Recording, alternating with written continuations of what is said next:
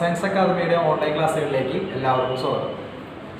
അപ്പോൾ നമ്മളിന്ന് ഡിസ്കസ് ചെയ്യാൻ പോകുന്ന ചാപ്റ്റർ എന്ന് പറയുന്നത് 10ാം ക്ലാസ്സിലെ ഇലക്ട്രോണിക് കൺഫിഗറേഷൻ അല്ലെങ്കിൽ പീരിയോഡിക് ടേബിൾ എന്ന് പറഞ്ഞ ഭാഗമാണ്.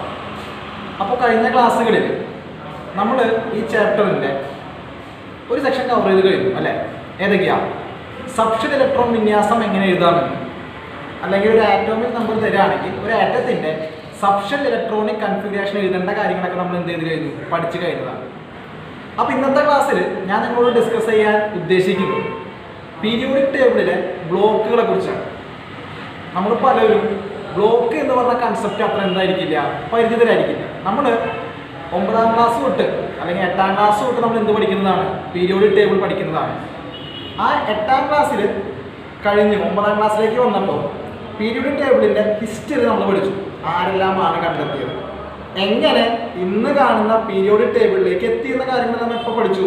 9ാം ക്ലാസ്സിൽ പഠിച്ചെങ്കിലും ബ്ലോക്ക് എന്ന് പറഞ്ഞ കൺസെപ്റ്റ് നമ്മൾ അധികം എന്ത് ചെയ്തിട്ടില്ല, ഡിസ്കസ് ചെയ്തിട്ടില്ല.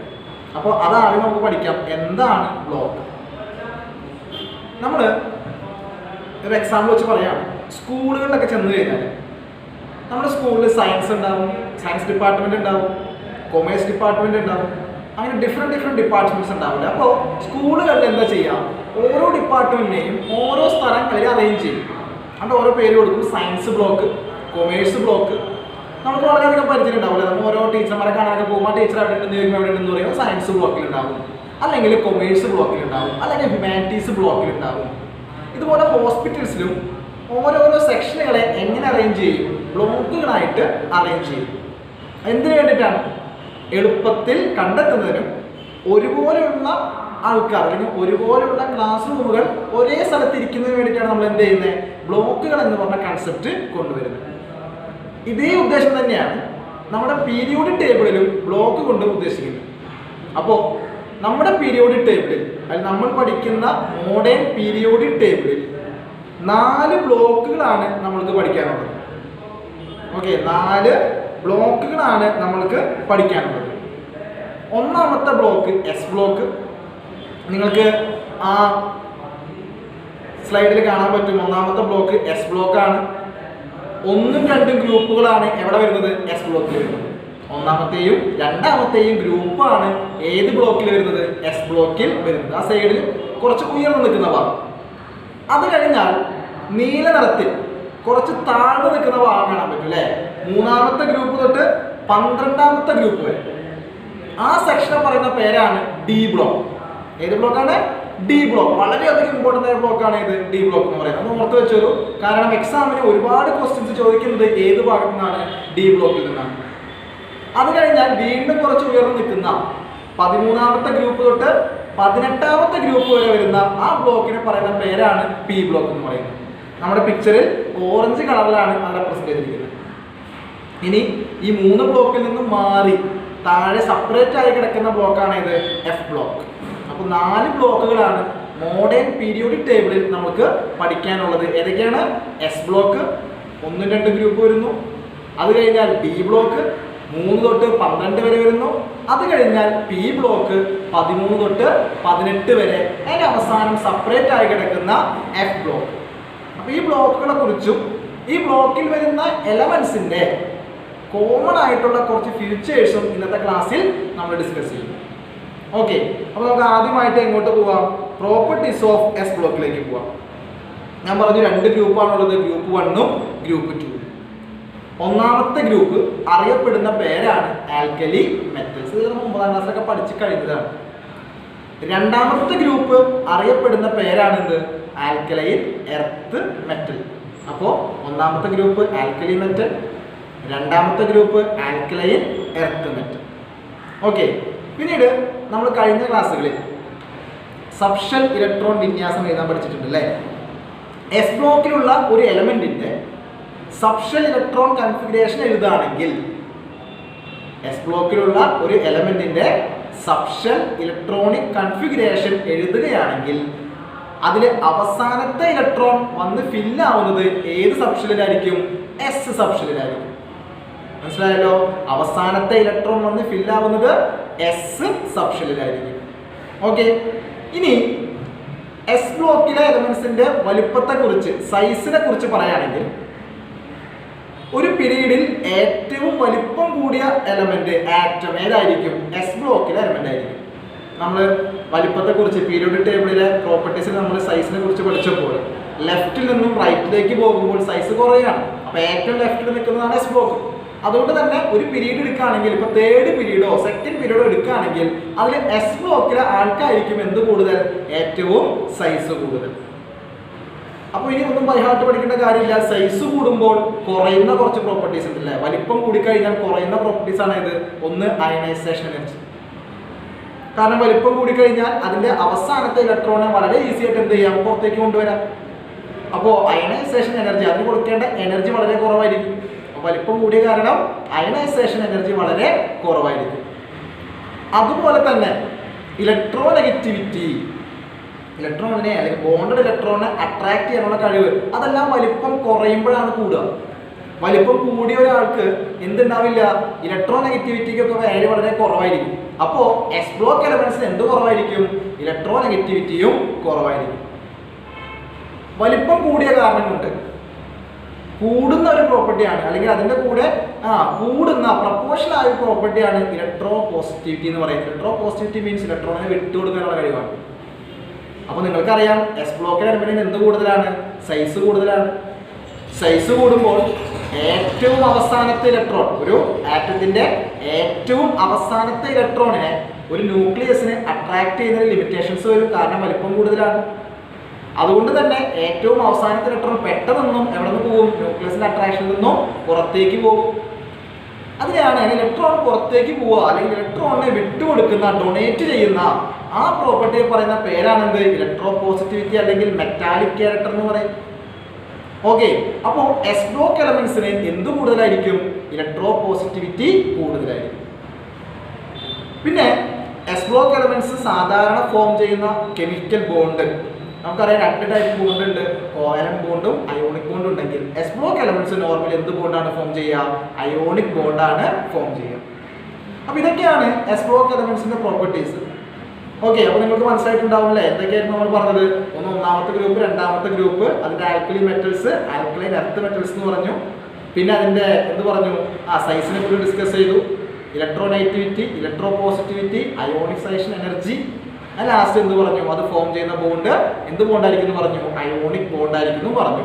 ഇത്രയും കാര്യങ്ങളാണ് എവിടെ വരുന്നത്? എസ് ബ്ലോക്കിൽ വരുന്നത്. ഇനി അടുത്തത് properties of P block elements ആണ്. പി ബ്ലോക്ക് എന്ന് പറയുമ്പോൾ എന്താണ്? പീരിയോഡിക് ടേബിളിൽ ഏറ്റവും അവസാനം പൊന്തി നിൽക്കുന്നൊരു ഭാഗം അല്ലെ. ഒരു 13ാമത്തെ ഗ്രൂപ്പ് തൊട്ട് 18ാമത്തെ ഗ്രൂപ്പ് വരെയാണ് എവിടെ വരുന്നത്? പി ബ്ലോക്കിൽ വരുന്നത്. ആദ്യമേ പറയട്ടെ, പി ബ്ലോക്കിൽ വരുന്ന ഒരു എലമെന്റിന്റെ സബ്ഷൽ ഇലക്ട്രോൺ വിന്യാസം നിങ്ങൾ എഴുതുകയാണെങ്കിൽ, ഇപ്പൊ നിങ്ങളോട് പറയാണ് 17. 17 എന്ന് പറഞ്ഞാൽ ക്ലോറിന്റെ ആറ്റോമിക് നമ്പറാണ്. അതൊരു പി ബ്ലോക്ക് എലമെന്റ് ആണ്. നിങ്ങൾ അതിന്റെ സബ്ഷൽ ഇലക്ട്രോൺ വിന്യാസം എഴുതി കഴിഞ്ഞാൽ അവസാനത്തെ ഇലക്ട്രോൺ, ആ 17ലെ അവസാനത്തെ ഇലക്ട്രോൺ ഫില്ലാവുന്നത് എവിടെയായിരിക്കും? പി ബ്ലോക്കിലായിരിക്കും, അല്ലെങ്കിൽ പി സബ്ഷലിലായിരിക്കും. പി ബ്ലോക്ക് അല്ല, പി സബ്ഷലിലായിരിക്കും.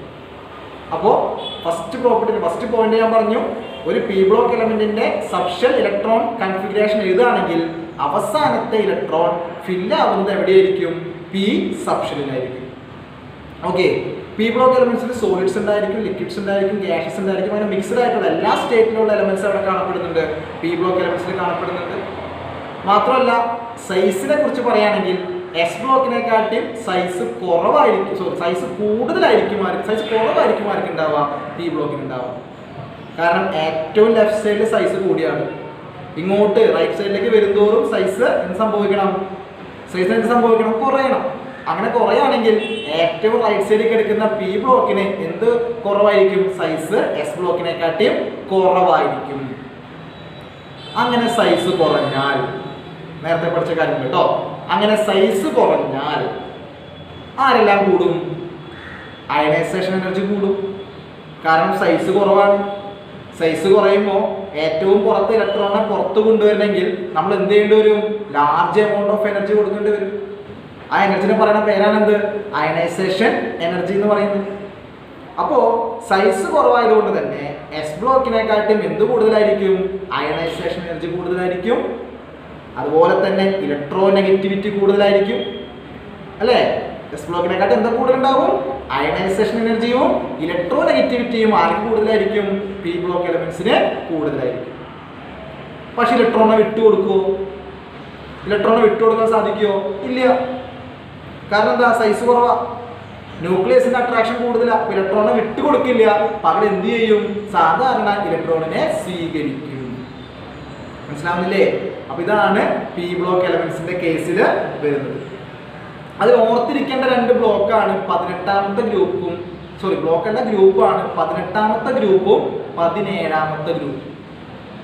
18ാമത്തെ ഗ്രൂപ്പ് വേറെ ഒന്നും കൊണ്ടല്ല, അത് അറിയപ്പെടുന്ന വേറൊരു പേരാണ് എന്ത്? ഇനർട്ട് ഗ്യാസസ് അല്ലെങ്കിൽ നോബിൾ ഗ്യാസസ്. 18ാമത്തെ ഗ്രൂപ്പ് അറിയപ്പെടുന്ന പേരാ നോബിൾ ഗ്യാസസ് അല്ലെങ്കിൽ ഇനർട്ട് ഗ്യാസസ്.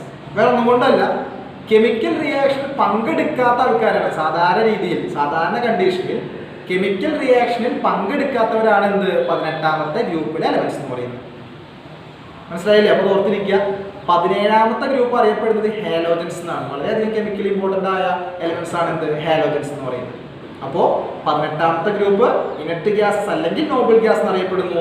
17ാമത്തെ ഗ്രൂപ്പ് എന്ത് പേരിൽ അറിയപ്പെടുന്നു? ഹാലോജൻസ് എന്ന പേരിലും അറിയപ്പെടുന്നു. അപ്പോൾ ഇത് രണ്ടുമാണ്. എസ് ബ്ലോക്കും കഴിഞ്ഞു. പി ബ്ലോക്കിന്റെയും പ്രോപ്പർട്ടീസ്, ഇത്രയും കാര്യങ്ങളാണ് നമുക്ക് എന്ത് ചെയ്യേണ്ടത്? പഠിക്കേണ്ടതായിട്ട് വരുന്നത്. അടുത്തത് വളരെ ഇമ്പോർട്ടൻ്റ് ആയ സെക്ഷനാണ് ഡി ബ്ലോക്ക് എലമെന്റ്സ്. കുറച്ച് കൂടുതൽ പഠിക്കാനുള്ളതും ഇവിടെ തന്നെയാണ് ഡി ബ്ലോക്ക് എലമെന്റ്സിലാണ്. നമ്മൾ കുറച്ച് കൂടുതലായിട്ട് പഠിക്കാനുണ്ട്, അല്ലെങ്കിൽ കുറച്ച് ഇമ്പോർട്ടൻറ്റ്, കുറച്ച് സ്ട്രെസ് ചെയ്ത് പഠിക്കേണ്ട ഭാഗമാണ് ഇത് ഡി ബ്ലോക്ക് എലമെന്റ്സ് എന്ന് പറയുന്നത്. അവസാനത്തെ ഇലക്ട്രോൺ ഫില്ലാവുന്നത് എവിടെയായിരിക്കും? ഡി സബ്ഷെല്ലിലായിരിക്കും അല്ലെ? അവസാനത്തെ ഇലക്ട്രോൺ ഫില്ലാവുന്നത് ഡി സബ്ഷെല്ലിലായിരിക്കും.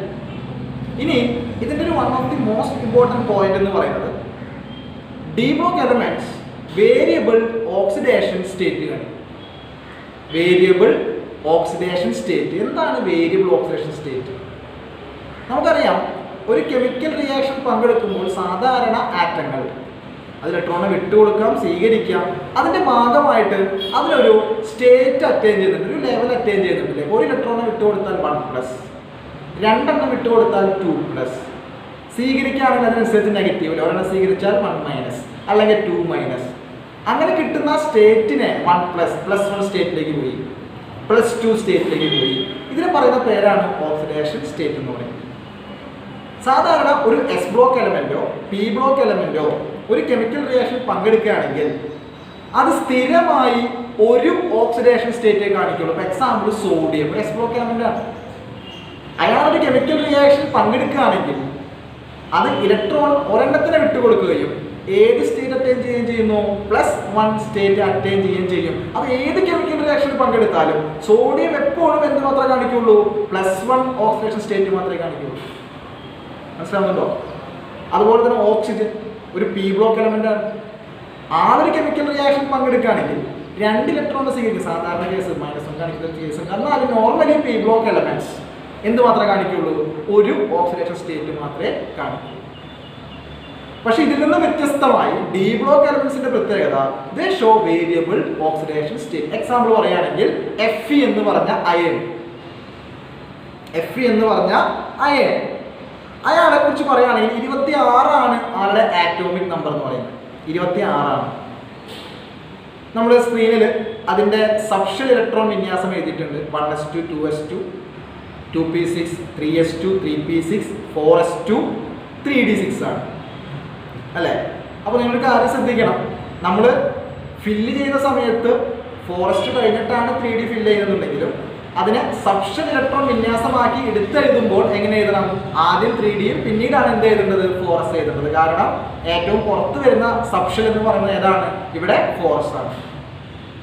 ഇലക്ട്രോൺ വിട്ടുകൊടുക്കുമ്പോൾ സാധാരണ വരുന്ന കൺഫ്യൂഷനാണ്, നമ്മൾ അവസാനം ഫില്ല് ചെയ്തത് 3D ആണല്ലോ, അതുകൊണ്ട് ഇലക്ട്രോൺ വിട്ടുകൊടുക്കുമ്പോൾ അവസാനം ഫസ്റ്റ് എവിടെ നിന്ന് പോകണം? 3Dയിൽ നിന്നും പോകണം എന്നൊരു തെറ്റായ ചിന്താഗതി ഉണ്ടാകും പലർക്കും. അങ്ങനെയല്ല, ഇലക്ട്രോൺ വിട്ടുകൊടുക്കുമ്പോൾ എപ്പോഴും പോകേണ്ടത് ഏറ്റവും പുറത്തെ സബ്ഷനിൽ നിന്നാണ്. അതായത് ഇവിടെ എവിടെ നിന്നാണ് പോകേണ്ടത്? 4sൽ നിന്നാണ്. അപ്പൊ ഞാൻ പറഞ്ഞു വരുന്നത് Fe ഒരു ഡി ബ്ലോക്ക് എലമെന്റ് ആണ്. Fe 2 ഓക്സിഡേഷൻ സ്റ്റേറ്റ് കാണിക്കും. Fe 2 ഓക്സിഡേഷൻ സ്റ്റേറ്റ് കാണിക്കും. ഒന്ന് +2, ഒന്ന് +3. +2 എന്ന് പറഞ്ഞാൽ അതിന്റെ അർത്ഥം അത് എങ്ങനെയാണ് +2ലേക്ക് വന്നത്? ആ 2 ഇലക്ട്രോണിനെ വിട്ടുകൊടുക്കും. ഒരു കെമിക്കൽ റിയാക്ഷനിൽ പങ്കെടുക്കുമ്പോൾ 2 ഇലക്ട്രോണിനെ വിട്ടുകൊടുക്കും. അപ്പോഴാണ് +2 ആവുന്നത്. ആ 2 ഇലക്ട്രോൺ എവിടെ പോകുന്നുണ്ടാവാം? നമുക്ക് എഫിയുടെ സബ്ഷനിൽ നോക്കിയാൽ മനസ്സിലാവും. ഏറ്റവും അവസാനം 4s ആണ് അല്ലേ? ആദ്യത്തെ 2 എണ്ണം പോകും എവിടെ നിന്നാ? 4s നിന്നാണ്. അപ്പൊ Fe2+ന്റെ സബ്ഷൻ ഇലക്ട്രോണിക് കൺഫിഗറേഷൻ തൊട്ട് താഴെ എഴുതിയിട്ടുണ്ട്. എന്താ വരിക? ലാസ്റ്റ് 4s ഉണ്ടാവില്ല, 3d6 അവസാനിക്കും. ഇനി അടുത്ത ഒരു കെമിക്കൽ റിയാക്ഷനിൽ Fe എന്ത് ചെയ്യാണ്? 3 ഇലക്ട്രോണിനെ വിട്ടുകൊടുക്കുകയാണ്. അടുത്തൊരു കെമിക്കൽ റിയാക്ഷനിൽ Fe എന്ത് ചെയ്യുന്നു? 3 ഇലക്ട്രോണിനെ വിട്ടുകൊടുത്തുകൊണ്ട് ഏത് സ്റ്റേറ്റ് കാണിക്കുന്നു? Fe3+ എന്ന് പറഞ്ഞ സ്റ്റേറ്റ് കാണിക്കുകയാണ്. 3 ഇലക്ട്രോണിനെ വിട്ടുകൊടുക്കുന്നു. അപ്പൊ അവസാനം 2 എണ്ണേ ഉള്ളൂ. 4sൽ 2 എണ്ണേ ഉള്ളൂ. മൂന്നാമത്തെ ഇലക്ട്രോൺ എവിടെ നിന്നാ പോകുന്നത്? 3Dയിൽ നിന്നാണ് പോകുന്നത്. മൂന്നാമത്തെ ഇലക്ട്രോൺ 3D, ഔട്ടർ മോസ്റ്റ് അല്ല, തൊട്ട് മുമ്പത്തെ നിന്ന് പോകുന്നു. അതിന് പറയുന്ന പേരാണ് പെനൾട്ടിമേറ്റ് സബ്ഷെൽ എന്ന് പറയുന്നത്. എന്താ പറയാ? പെനൾട്ടിമേറ്റ് സബ്ഷെൽ, തൊട്ട് മുമ്പത്തെ സബ്ഷെല്ലിൽ നിന്ന് പോകുന്നു. ഇങ്ങനെ അവസാനത്തെ സബ്ഷെല്ലിന്റെ കൂടെ തൊട്ട് മുമ്പത്തെ ഡി സബ്ഷെല്ലും കൂടി കെമിക്കൽ റിയാക്ഷനിൽ പങ്കെടുക്കുന്നത് കൊണ്ടാണ് ഡി ബ്ലോക്ക് എലമെന്റ്സ് എന്ത് കാണിക്കുന്നത്? വേരിയബിൾ ഓക്സിഡേഷൻ സ്റ്റേറ്റ് കാണിക്കുന്നത്. മനസ്സിലാവുന്നുണ്ടോ? അവസാനത്തെ സബ്ഷെല്ലിന്റെ കൂടെ തൊട്ട് മുമ്പത്തെ അല്ലെങ്കിൽ പെനൽറ്റിമേറ്റ് സബ്ഷെല്ലിലെ ഇലക്ട്രോണും കൂടി നല്ല സ്യൂട്ടബിൾ കണ്ടീഷൻ ആണെങ്കിൽ എന്തിൽ പങ്കെടുക്കുന്നു? കെമിക്കൽ റിയാക്ഷൻ പങ്കെടുക്കുന്ന കാരണമാണ് എന്ത് കാണിക്കുന്നത്? D block elements variable oxidation state കാണിക്കുന്നത്. അപ്പൊ ഇത് എസ് ബ്ലോക്കിലും പി ബ്ലോക്കിലും പോസിബിൾ ആണോ? ഇതേ കണ്ടീഷൻ എസ് ബ്ലോക്കിലും പി ബ്ലോക്കിലും വരാൻ ചാൻസ് ഉണ്ടോ? ഇല്ല. എന്തുകൊണ്ട് ഡി ബ്ലോക്കിൽ മാത്രം വരുന്നു? അതിന് കാരണം ഡി ബ്ലോക്കിലെ അവസാനത്തെ സബ്ഷൻ, അതായത് 4s സംതിങ് എസ് സബ്ഷൻ, അതും തൊട്ട് മുമ്പത്തെ ഡി സബ്ഷനിലും തമ്മിലുള്ള എനർജി ഡിഫറൻസ് വളരെ കുറവാണ്. ഡി ബ്ലോക്കിലെ അവസാനത്തെ സബ്ഷനിലായിട്ടുള്ള എസും തൊട്ട് മുമ്പത്തെ ഡിയും തമ്മിലുള്ള എനർജി ഡിഫറൻസ് വളരെയധികം കുറവാണ്.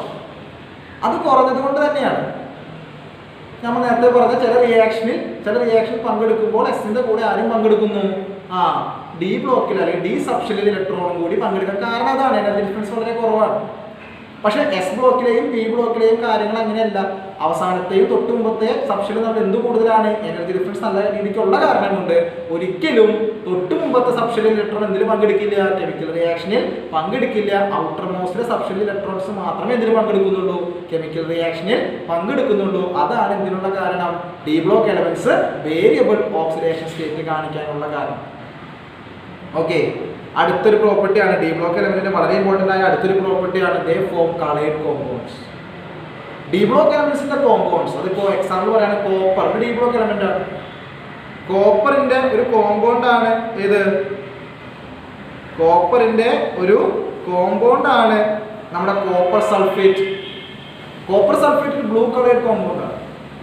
അതിന് എന്ത് കളറാണ്? ബ്ലൂ കളറാണ്.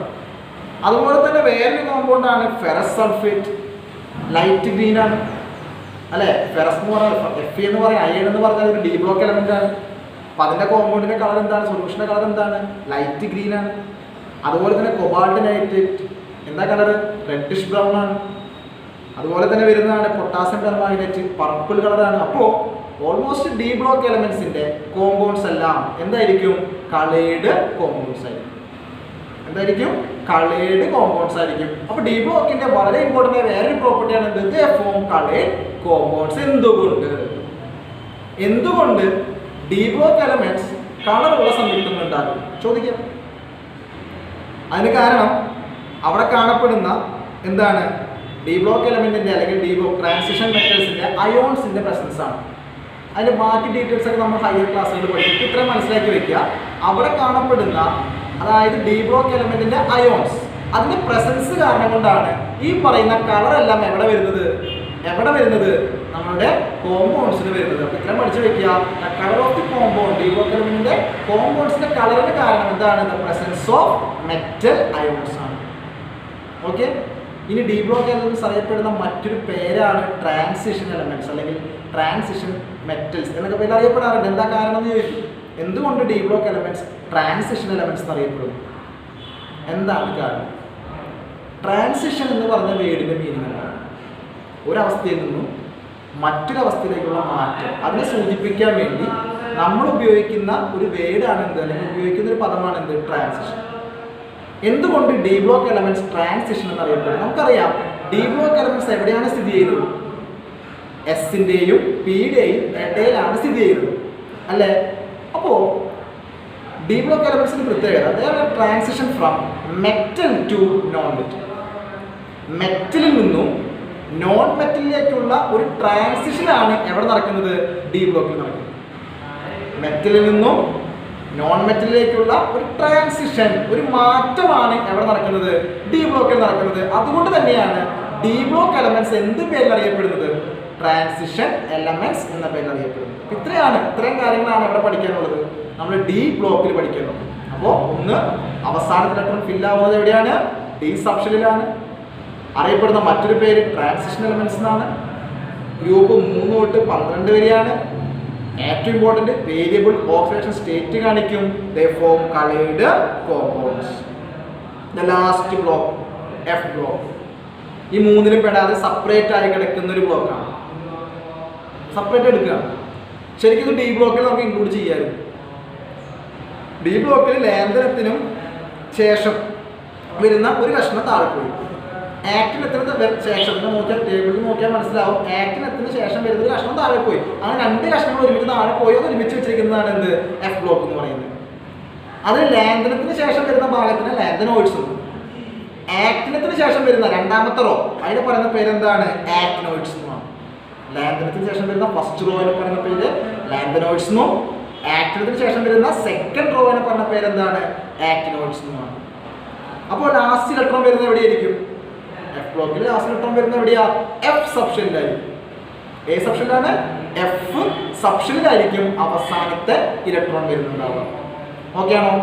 അതുപോലെ തന്നെ സാധാരണ ആക്ടിനോയിഡ്സ് ഹൈലി റേഡിയോ ആക്റ്റീവ് ആയിരിക്കും. എന്തായിരിക്കും?